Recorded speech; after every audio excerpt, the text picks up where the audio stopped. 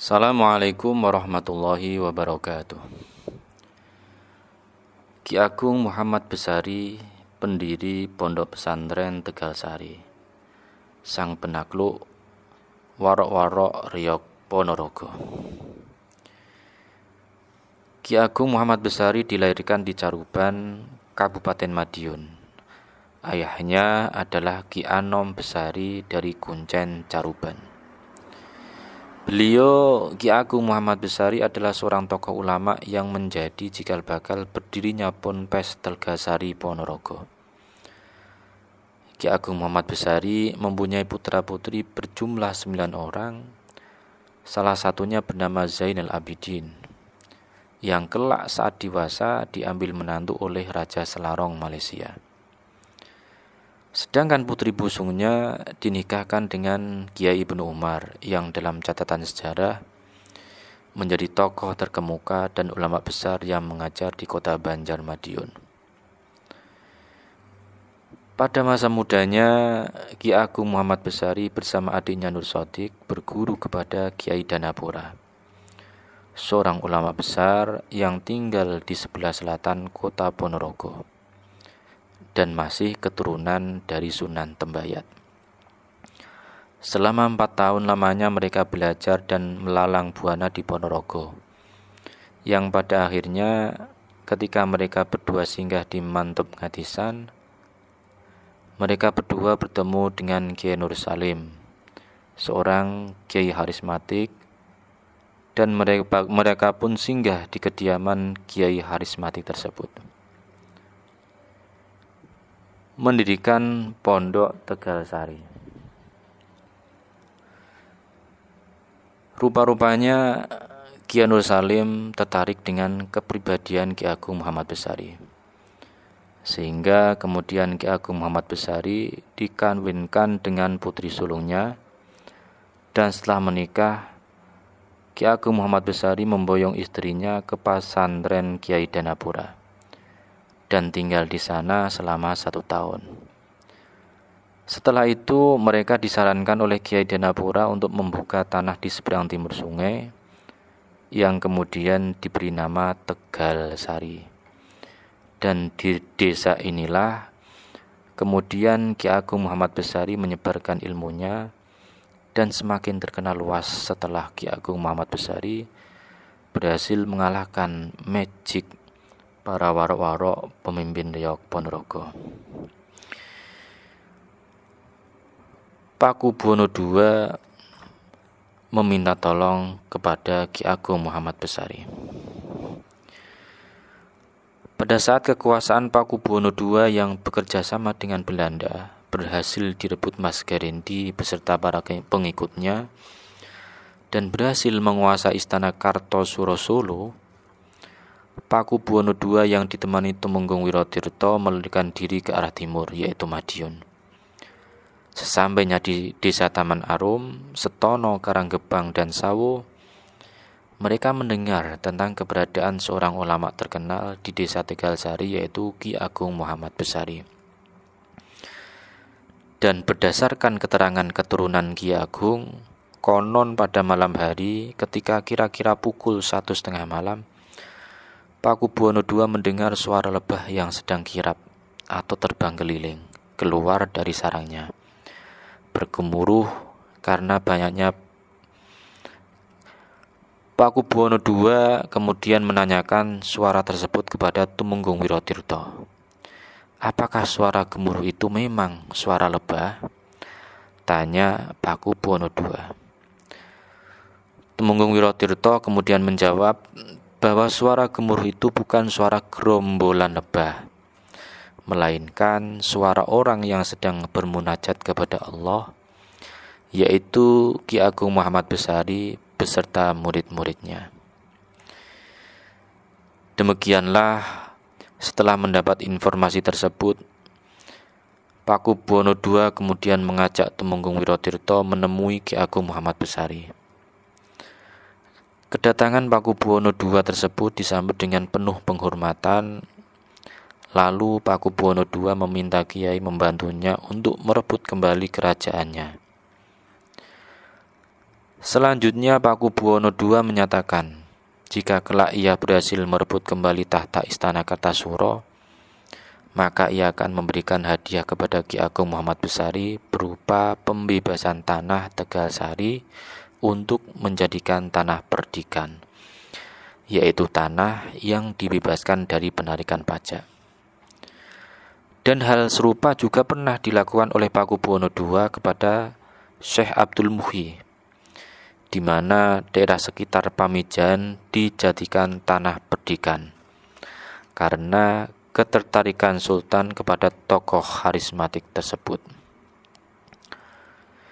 Berdasarkan fakta ini, maka dalam hitungan sejarah, Ki Ageng Muhammad Besari dapat dikatakan hidup sejaman dengan Syekh Abdul Muhyi, meskipun tidak ada catatan sejarah mengaitkan hubungan antar keduanya.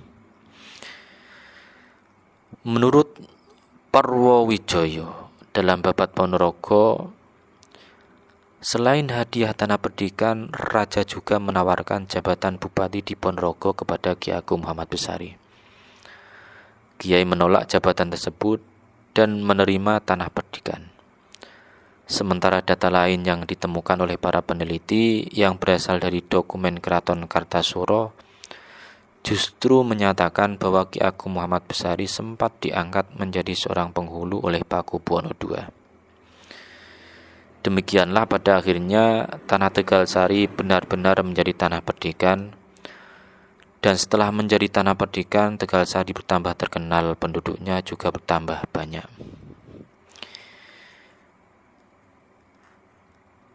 Setelah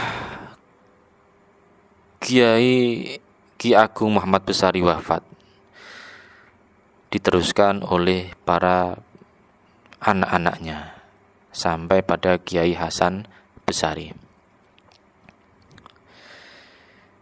Jadi setelah Kiai Ageng Muhammad Besari wafat, kepemimpinan Pondok Pesantren Tegalsari dilanjutkan oleh putra-putranya, yaitu mulai dipegang oleh Kiai Ilyas pada tahun 1773 sampai 1800. Kemudian Kiai Hasan Yahya tahun 1800 Masehi, dan Kiai Hasan Besari tahun 1800 sampai 1862 Masehi.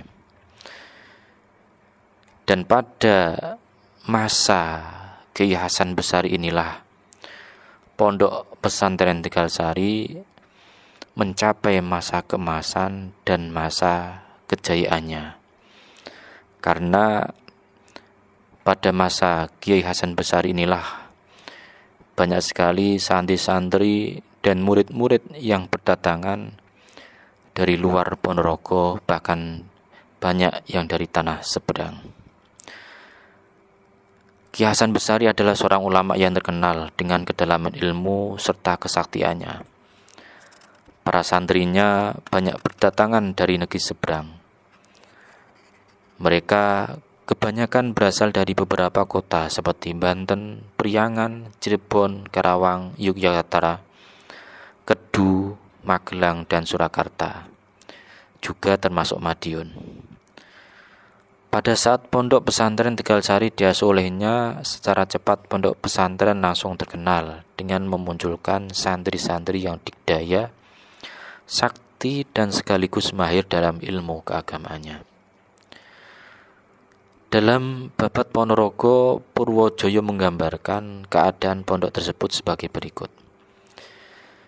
Waktu itu Pondok Pesantren sangat maju, banyak sekali santrinya, bahkan lebih dari 1000. Kebanyakan santrinya yang datang berasal dari luar daerah Kabupaten Ponorogo, bahkan ada yang berasal dari tanah seberang. Kebanyakan santri yang belajar tersebut menjadi santri pilihan yang memiliki kesaktian serta kedalaman ilmu. Ronggo Wasirto, alumni Tegalsari. Di samping itu, Kiai Hasan Besari juga terkenal sebagai kiai yang telah melahirkan tokoh-tokoh penting dalam sejarah perkembangan intelektual pesantren. Sebut misalnya pujangga terkenal asal Surakarta bernama Raden Ngabehi Ronggo Wasito dan Abdul Manan, pendiri Pondok Pesantren Termas Pacitan. Mereka berdua adalah alumni dari pesantren Tegalsari dan merupakan anak didik dari Kiai Hasan Besari. Selain dua tokoh tersebut, masih banyak lagi tokoh yang dihasilkan dari Pondok Pesantren Tegalsari. Salah satunya seperti Kiai Mujahid, pengasuh Pondok Pesantren Sidoresman Surabaya. Dan selama waktu berada di Pondok Pesantren Tegalsari, Ronggo Warsito terkenal dengan sebutan Raden Burhan.